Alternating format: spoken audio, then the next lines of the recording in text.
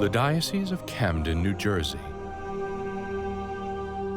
The story of the faith in this region began with a small but faithful flock in a time of strong anti-Catholicism, grew tremendously during 19th century industrialization and immigration, and carries on today under the leadership of its current apostle, Bishop Dennis J. Sullivan. I hope they remember that the bishop loves them, that Christ loves them, and that they can do good for themselves and good for the church. This is the story of the bishops of America, the shepherds of the past and the shepherds of today, who through their callings and ministry carry the church into the future. It's also the story of their parish, their church, the cathedral.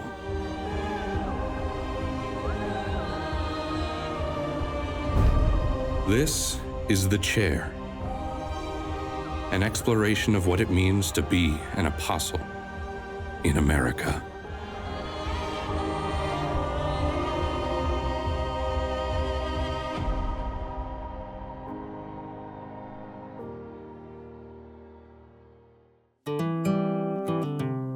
Situated along the eastern banks of the Delaware River, just across from the city of brotherly love, sits the city of Camden, sea city of the Diocese of Camden.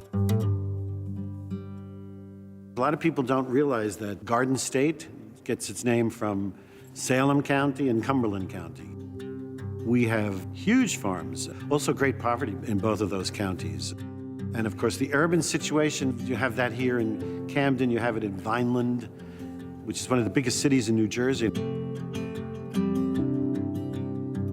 Camden, New Jersey has its roots in 1626. The famed Dutch West India Company establishes Fort Nassau at the confluence of the Big Timber Creek and the Delaware River. And so throughout the rest of the 17th century, you see this lucrative local fur trade, which leads European immigrants to settle right along the Delaware River.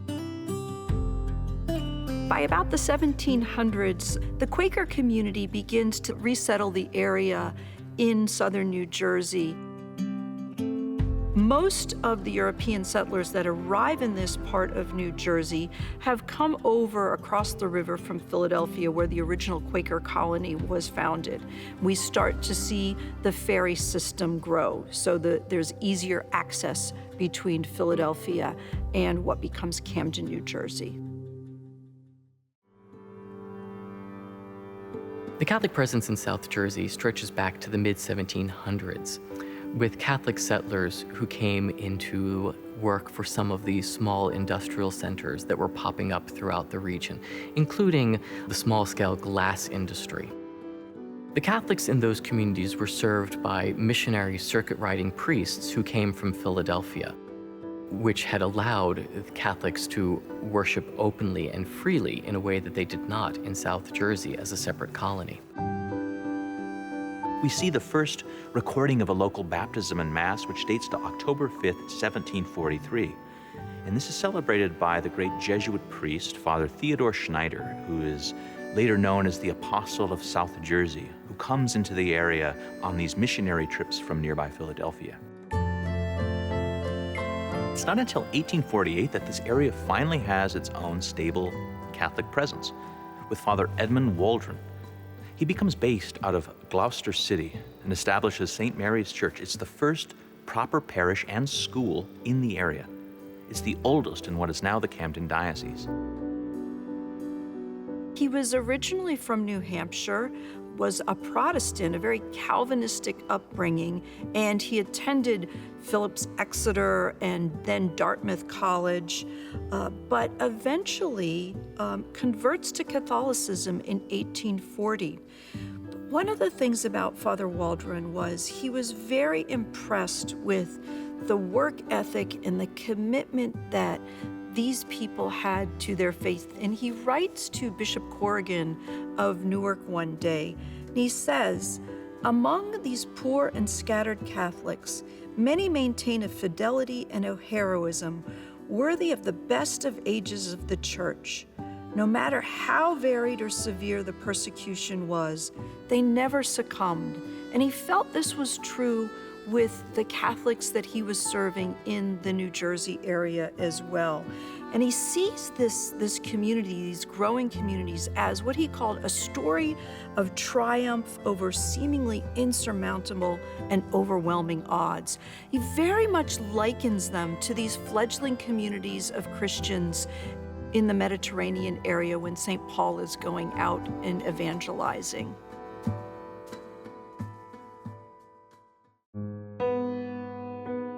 When the Diocese of Philadelphia was established in 1808, South Jersey fell under its jurisdiction. But by 1853, when the Diocese of Newark was established, South Jersey fell under its ecclesiastical jurisdiction. So the region of South Jersey has bounced between Philadelphia and Newark. But over the years, it's still maintained a very close ties to the Archdiocese of Philadelphia, especially with many of its members being part of the post-World War II suburban growth and out-migration from the city of Philadelphia. Camden's identity as a multi-ethnic city, beyond just the Germans and the Irish who initially settled in the area, really solidifies in the mid to late 1800s. We see African Americans constructing St. James Church in 1865, and later they gather at St. Monica's in Atlantic City, founded with the help of another great American saint who was devoted to the care of Black Catholics and Native American Catholics, St. Catherine Drexel. At the turn of the 19th century, there are 14,000 Polish people inhabiting the area and 32,000 Italians in Jersey. This is not counting those who lived in more rural areas. As we enter into the early 20th century, Camden becomes essentially a suburb of the sprawling Philadelphia area. Its Catholic population continues to grow decade by decade until in the 1930s, Pope Pius XI decides it's time for Camden to have its own diocese. And on December 9th, 1937, he establishes the Diocese of Camden.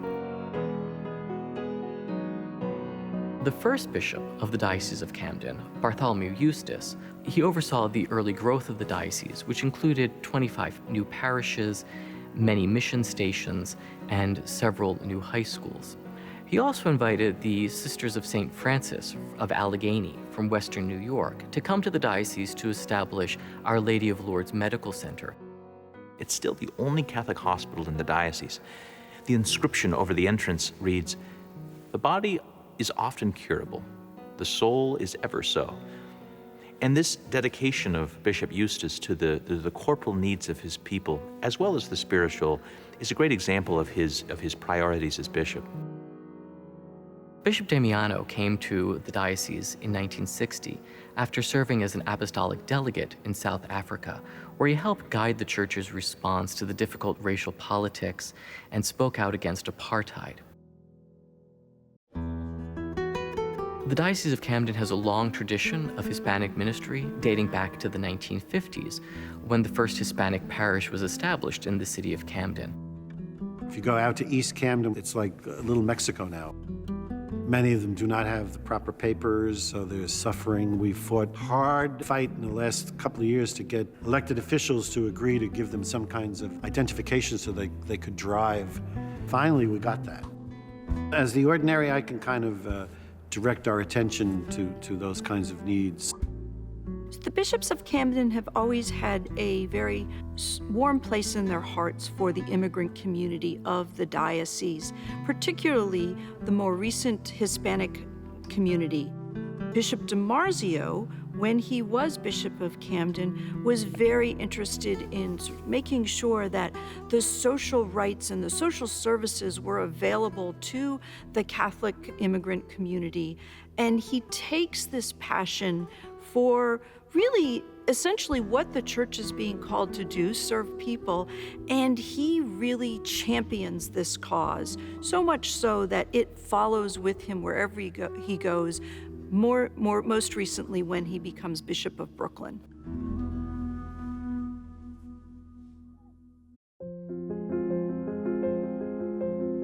In recent years, the Diocese of Camden has struggled to adjust to dramatic population shifts and declining vocations.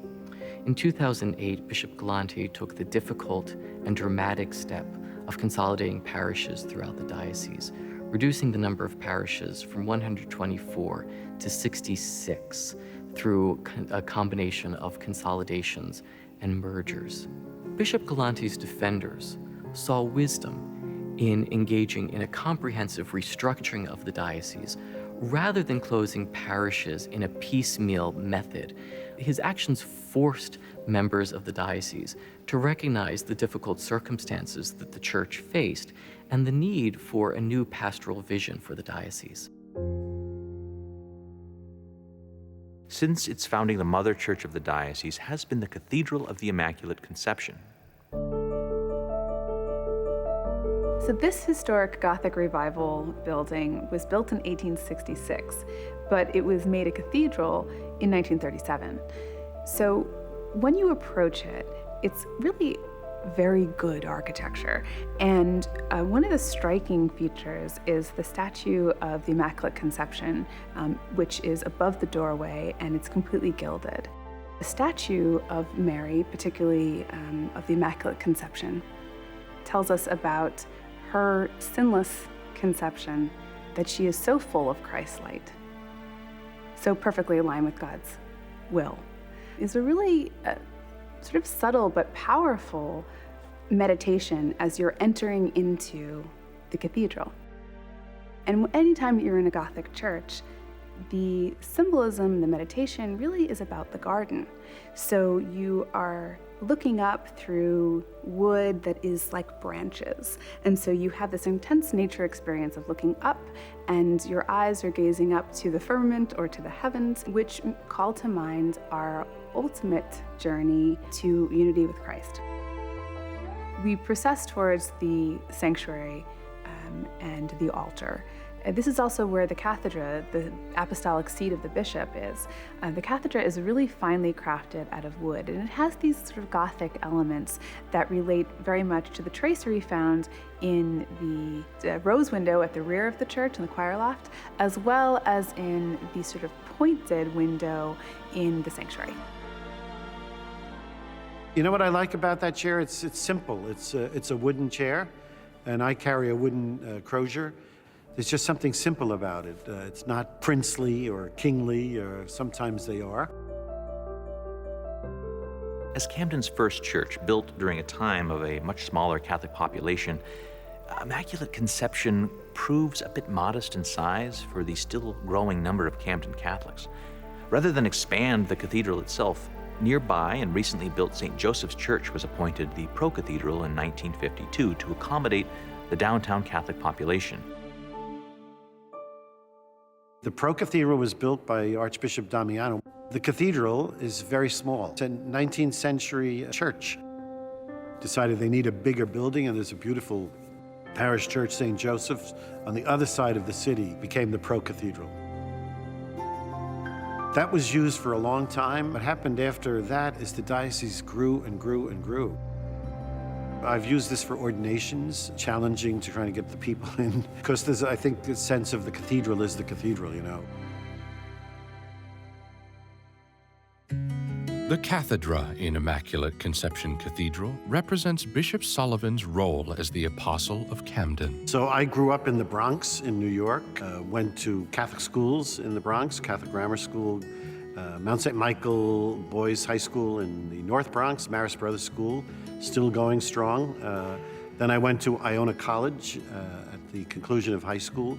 And during my time at college, I began to discern a vocation to the diocesan priesthood. My dad was born in New York City of Irish immigrants. My mom immigrated in 1929, the year of the Great Depression. She immigrated with her sister to New York and met my dad, I believe, at some kind of Irish dance or something.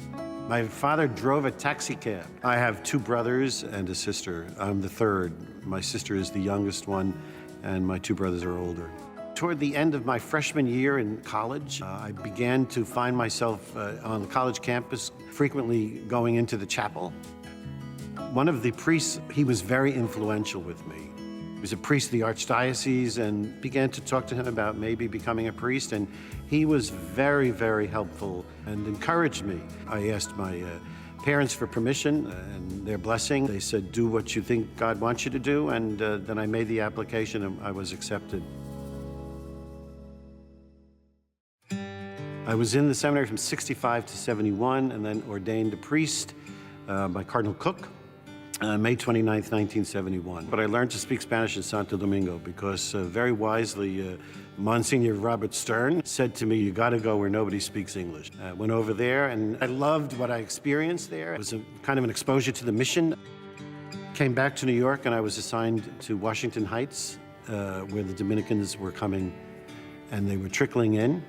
And it was probably a very wise decision to put me there because I began to relate to the community. I think Cardinal Cook was a very, very holy man. He was extremely fatherly to me.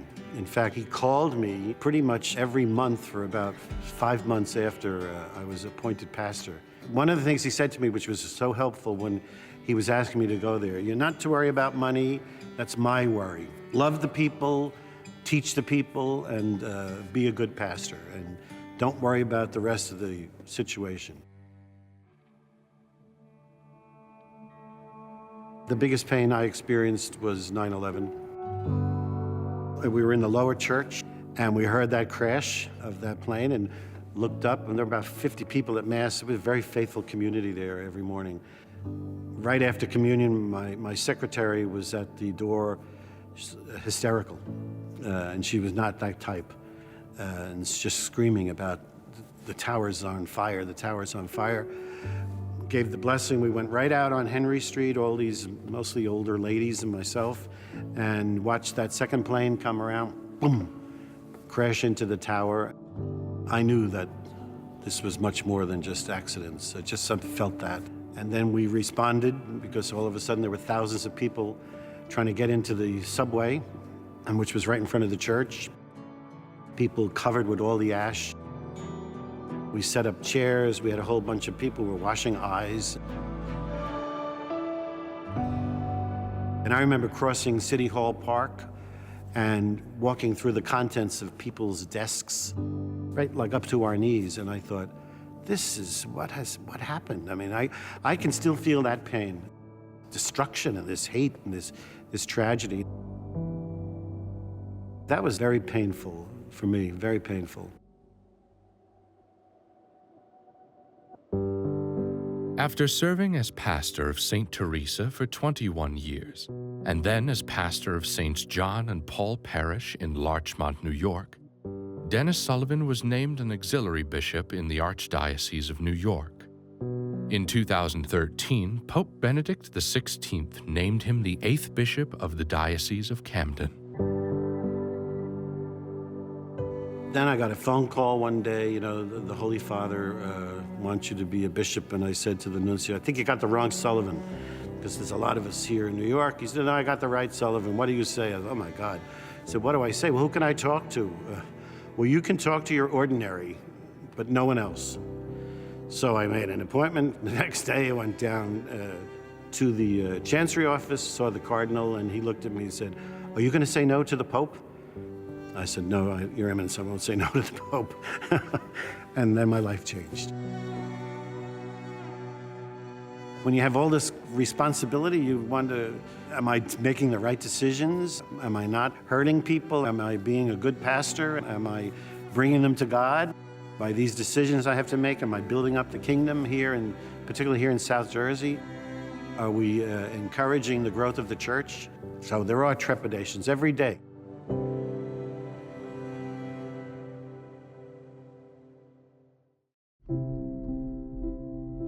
The greatest challenge is trying to relate to such a diverse population of people, besides the different ethnic groups which we have in the diocese, different economic situations. That's a huge challenge. Do people hear my voice as the voice of the church? I love to preach, but I work very hard at it, try to get people's attention through the preaching. Pretty much I'm in a parish every weekend. I do all the confirmations down here, which is over 100. When I go down to the other end of the diocese, I stay in the rectories. So I get to know the priest that way. Every Monday night I have 9 priests for dinner. You know, the bishop is supposed to be brother and father to the priests. I don't know how to do all of that. Brother and father. I mean, those are 2 very distinct ways of being.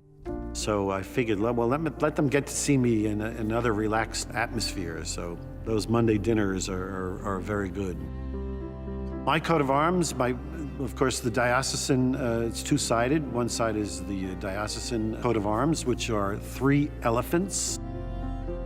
And my own personal coat of arms, which is the other side of it, my Episcopal motto and the breaking of the bread, which is my favorite Bible story, New Testament story, the conversation of the 2 disciples on the road, Emmaus on Easter Sunday. I love that, and that's why I chose that as my Episcopal motto.